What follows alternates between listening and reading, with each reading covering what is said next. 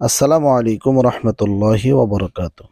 সম্মানিত দর্শক শ্রোতা, আজকে আমরা শিখব রসূল সাল্লাল্লাহু আলাইহি ওয়াসাল্লাম প্রতিদিন সন্ধ্যায় এবং বৃহস্পতিবারের সন্ধ্যায় এই দোয়াটি বেশি বেশি করে পড়তেন।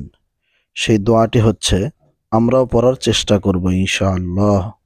দোয়াটি হচ্ছে এই যে, আমসাইনা ওয়া আমসাল মুলকু লিল্লাহি ওয়ালহামদুলিল্লাহি ওয়ালা ইলাহা ইল্লাল্লাহু ওয়াহদাহু লা শারীকা লাহ।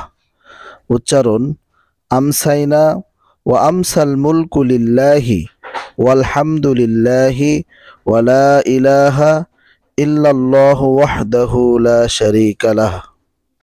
অর্থ, আমরা রাতে উপনীত হলাম এবং আল্লাহ তাআলার বিশ্বজাহান ও রাতে উপনীত হলো। প্রশংসা মহান আল্লাহর জন্য।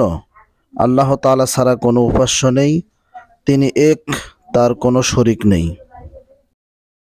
উপকার, আব্দুল্লাহ ইবনে মাসউদ রাদিয়াল্লাহু তাআলা আনহু বলেন, সন্ধ্যায় উপনীত হয়ে রাসূল সাল্লাল্লাহু আলাইহি সাল্লাম এই দোয়া পড়তেন। সুবহানাল্লাহ। তিরমিজি শরীফের হাদিস, 3390 নম্বর হাদিস। আসলে আমরা এই যে দোয়াটি শিখলাম, এই দোয়াটি প্রত্যেক বৃহস্পতিবার এবং প্রতিদিন সন্ধ্যায় পড়ব।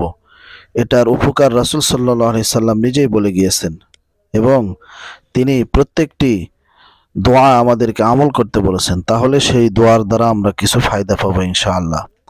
তাই আসুন বিলম্ব না করে দোয়াগুলো শিখি।